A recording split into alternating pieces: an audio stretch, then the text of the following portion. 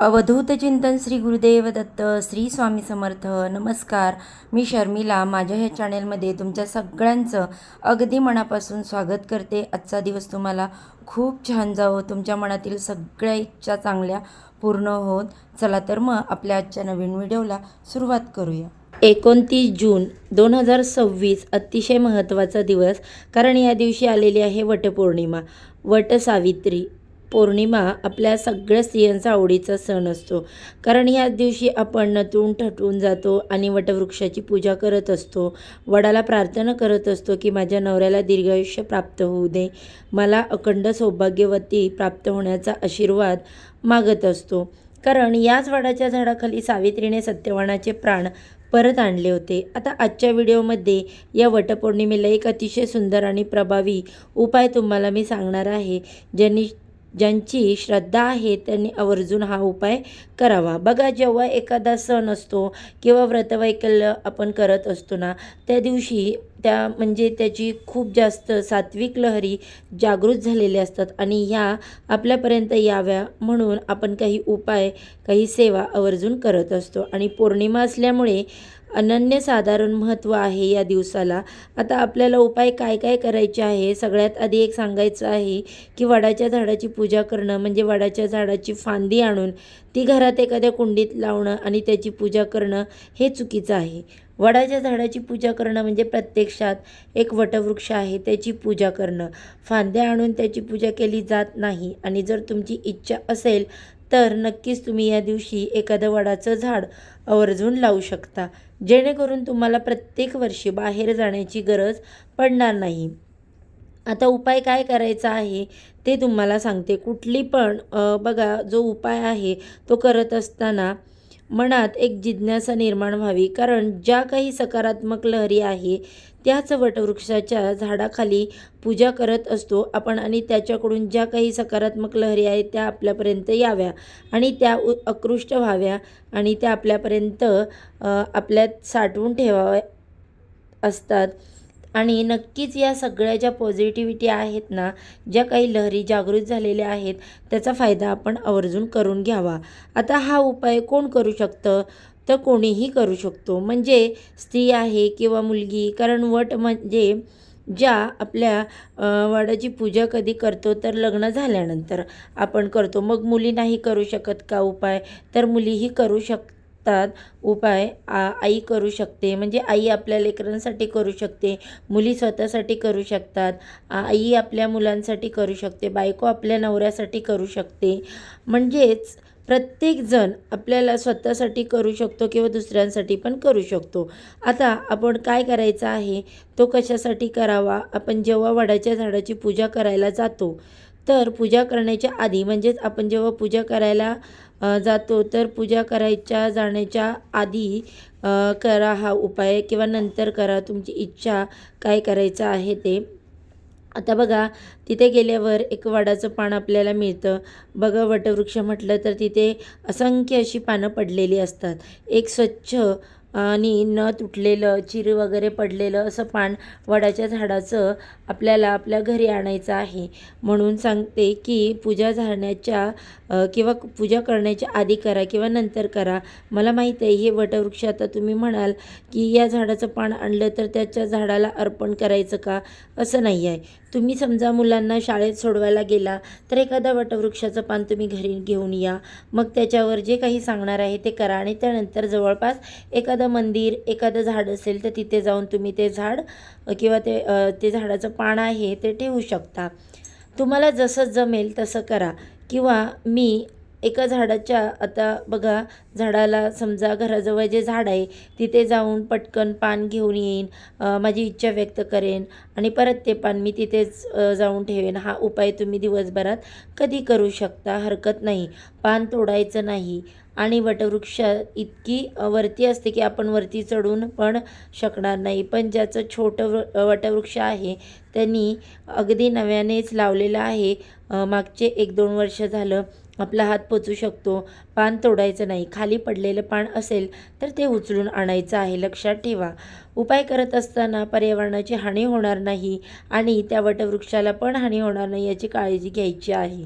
स्वतःहून तुटलेले पान जेव्हा खाली पडतं ते पान तुम्हाला आणायचं आहे. कारण बऱ्याच वेळा अशा बघा मनामध्ये विचार येतात की डबल पण ते सांगावं लागतं. आता ते पान घरी आणायचं, छानपैकी ते स्वच्छ धुवायचं आणि ते पुसायचं. पुसून झाल्यावर कुंकवाने आपली इच्छा त्याच्यावरती लिहायची.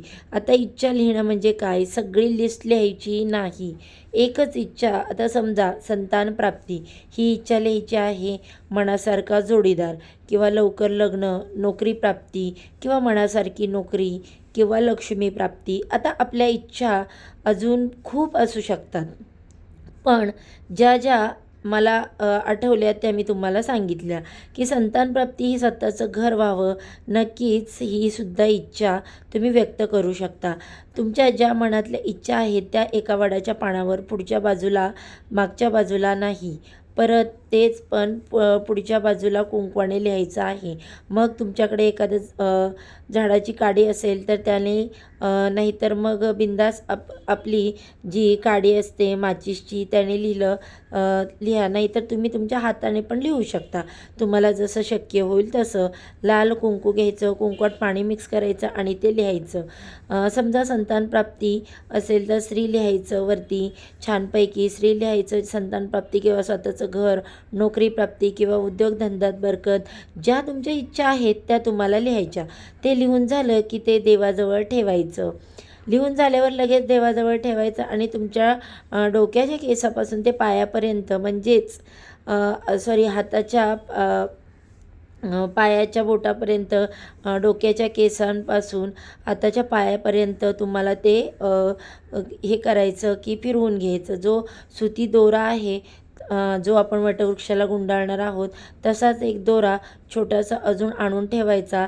ती सुती दोरा माहीतच असतो सगळ्यांना ना, तर तो आपल्याला वडाला प्रदक्षिणा, ज्याला आपण सुतगुंडी असं म्हणतो, तर तो असेल किंवा कुठलाही पांढरा रंगाचा धागा किंवा दोरा तुमच्याकडे असेल, तो तुमच्या डोक्याच्या केसापर्यंत ते पायाच्या नखापर्यंत संपूर्ण एक लाईनमध्ये तो दोराचं माप तुम्हाला घ्यायचं आहे. एकच अशी इथून ते तिथपर्यंत असं माप घ्यायचं. तो दोरा पायापर्यंत गेला, पायाच्या नखापर्यंत गेला की तो दोरा कट करायचा. तोच दोरा उचलायचा पांढऱ्या रंगाचा, आणि पांढऱ्या रंगाचा दोरा उचलल्यानंतर आपण वडाच्या झाडाची काही प्रार्थना केलेली आहे त्या वडाच्या पानावर, त्या वडाच्या पानाला फोल्ड करायचं. नाहीतर पान फोल्ड करायचं नाही, तर पान तसंच ठेवायचं आणि जो पांढरा धागा आहे तर तो त्याला गुंडाळायचा. अशा पद्धतीने समजलं तुम्हाला. ज्या पद्धतीने आपण जो काही आंबे आहे बघा, आपण सवासणीची ओटी भरतो आणि त्यांना त्या आंब्याला पण आपण धागा गुंडाळत असतो. काही ठिकाणी धागा गुंडाळतात, तर ते तुम्हाला काय करायचं, पांढरा धागा त्याच्यावरती तुम्हाला गुंडाळायचं. गुंडाळून झाल्यावर देवाकडे आपल्या देवघरात तो ठेवायचा. हळद, कुंकू, अक्षदा अर्पण करायच्या, मनातील इच्छा बोलून दाखवायची आणि ते पान उचलायचं आणि वटवृक्षाच्या झाडाखाली ते ठेवायचं. आता एका झाडाचं तोडलेलं पान ते दुसऱ्या झाडाला ठेवू शकतो का, तर चालेल का? हरकत नाही, तुमची इच्छा, तुम्ही करू शकता. ते दिवसभरात तुम्ही कधी पण हा उपाय करायचा आहे.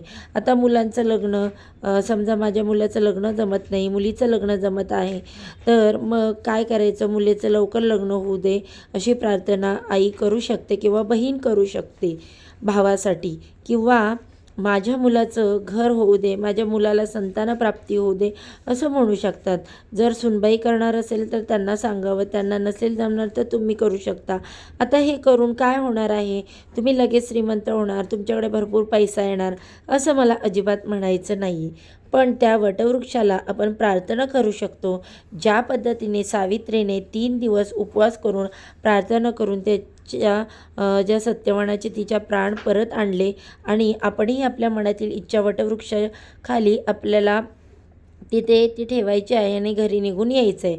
बघा, महाराजही म्हणजेच स्वामी महाराजांचं वास्तव्यही वटवृक्षाखालीच होतं, आणि नक्कीच आपल्या मनातल्या इच्छापूर्ती व्हावी, मनातल्या मनोकामना पूर्ण व्हाव्यात म्हणून तुम्ही हा उपाय करू शकता.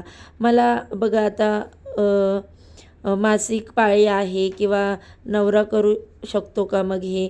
आता काय होतं खरं तर, या वडाचं पान आणा आणि मग ते लिहा आणि परत तिकडे 100 बायका असतात, तिथे जाऊन आपल्याला पण त्या कम्फर्टेबल वाटत नाही. मग अशा वेळेस जर तुमचा मुलगा जाणार असेल, तुमची मुलगी जाणार असेल तर त्याला सांगा. शक्यतो हा उपाय बायकांनीच करा. म्हणजे कसं नवऱ्यांना पण ते असं नको वाटायला की एवढी गर्दी नाही, एवढ्या बायकांमध्ये मी कुठे जाऊ आणि मी काय करू ते. आणि मग आपण त्यांना जबरदस्तीने उपाय करायला सांगतो आणि मग घरात वादविवाद होतात. त्याच्यापेक्षा तुम्हाला करणं शक्य असेल, तुमच्या घरातली मुलगी कोणी करणारी असेल तर तिच्याकडून हा उपाय तुम्ही आवर्जून करून घ्या. खूप खूप सुंदर सेवा आहे. कुठली पण सेवा करत असताना मनात इच्छा आपल्या पाहिजे आणि हो, माझं काम पूर्ण होणार आहे आणि मी जे काही बोलली आहे ते पूर्ण होणारच आहे. युनिवर्सपर्यंत ते गेलेलं आहे आणि नक्कीच मी चांगले दिलेलं आहे त्यांना, तर तेही मला चांगलंच देणार. या पद्धतीने जर आपण कुठलाही उपाय सेवा केली की मी जर तुम्हाला चांगलं दिलं तर मला चांगलंच मिळेल. माझ्या मनात जर कपट नसेल, द्वेष असेल, काहीतरी ईर्ष्या असेल तर माझं कधीच चांगलं नाही होणार. हे निसर्गाचा नियम आहे, जगाचा नियम आहे. चांगलं दिलं तर आपल्याला चांगलंच मिळतं, यात काही शंका नाही. तर नक्कीच तुम्ही हा उपाय आवर्जून करा. दिवसभरामध्ये तुम्ही कधीही करू शकता आणि काही अडचण आल्यास नक्की तुम्ही कमेंटमध्ये मला विचारा. मी तुम्हाला नक्की या प्रश्नांची उत्तरं देईल. तर बघा, झालेली सेवा स्वामी महाराजांच्या चरणी मी रुजू करते आणि आजच्या व्हिडिओचा इथेच एंड करते. उद्या अशाच छानशा माहितीसोबत पुन्हा नव्याने भेटू. आणि हो, अजूनही चॅनलला सबस्क्राईब केलं नसेल तर सबस्क्राईब करा. सर्वांना श्री स्वामी समर्थ.